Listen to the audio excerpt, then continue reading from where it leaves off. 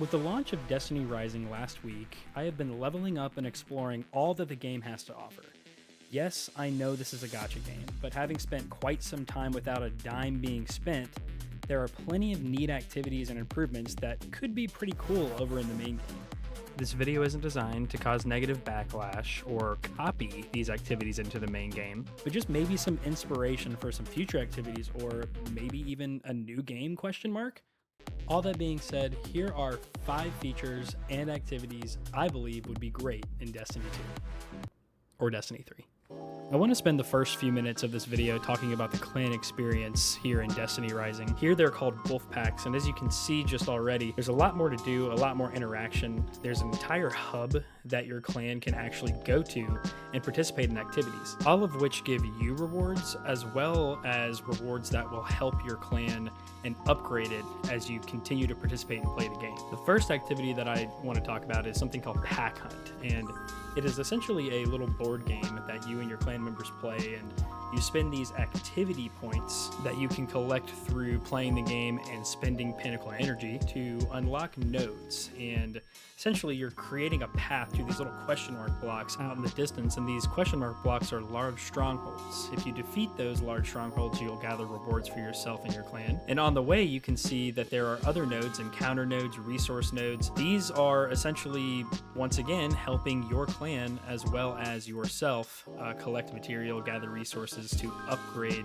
your wolf den. There's also a reward track for each of these nodes, as well as leaderboards, so you can kind of keep up with your members and see what they're doing. Another useful feature is this vendor 9940 Hyssop, and you can spend these coins, these SPI coins, for various materials and rewards, such as overclock capacitors, bright dust, and even the incandescent sheaths that are used to upgrade your character's relics, which I know can be a little bit of a pain to get. You can also upgrade the cosmetic look of your hangar. If you come over here to Think Tank, he can essentially upgrade the appearance of your hangar based on whatever level your wolf den is at. There's a battle-worn basic and upgraded version. And additionally, you can add furniture in these open areas, and it's not just for looks. If you put down a piece of furniture, it actually gives you those prosperity points you can see in the top of your screen, and that is the currency that is needed to upgrade your hangar. So it's actually useful to put this furniture out in the open space.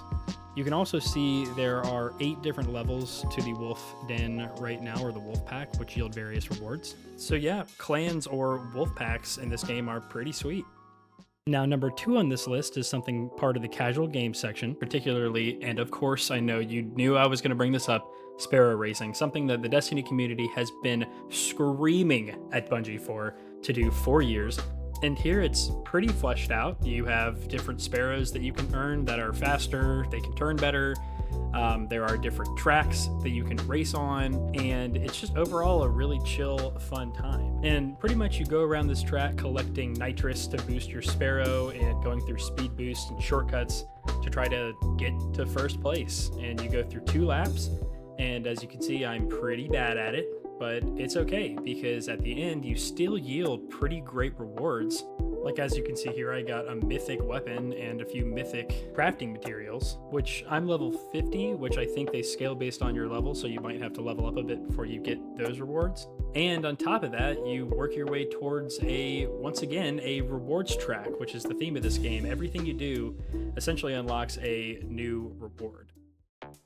At number 3, we have Shadow Shaper Duels, which is a card game very similar to Marvel Snap, which is also on mobile. You have a certain amount of power you can spend per turn. Certain cards do certain things like raise other cards' attack power based on where they're placed. And as you can once again see, I am so good at this game, and I once again just take W's all the time. But at the end of the day, once again, you're receiving materials and you're receiving more rewards that push your characters just that little bit further. There's something super chill that you can play with your friends or other people while you're just hanging out. I'm just going to briefly touch on fishing here because it's a lot more fleshed out than it was in Destiny 2. There are rods, bait, so many different types of fish. There's a rewards track, because of course there's a reward track in everything in this game. There's a little fishing mini game for rare fish that keeps you a little more engaged. And the vendor that does your pulls, she sells various abilities that you can upgrade your fishing ability with. fishing supplies such as new rods and new bait, as well as the rewards track that I was mentioning previous. It's just overall a little bit more of an engaging experience, and once again something you can do with your friends that's really chill and can benefit your team and your characters just that little bit at a time. The next thing I like are these choice engrams that you get while completing activities, which just basically allow you to choose your reward.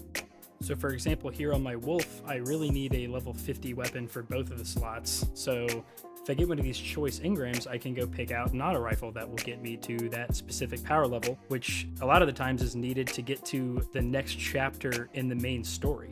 You can also get choice engrams for your artifact. So out of the 4 artifact slots you have, if you're missing one that's a certain level, you can use that to up your character's level that way. Now, I don't know about you, but the prime engram grind in Destiny right now is pretty bad, and I think it would be pretty sweet if we were able to actually choose what reward we got from prime engrams, but that's just me. But yes, let me know in the comments if you agree or disagree with anything I'm mentioning in this video.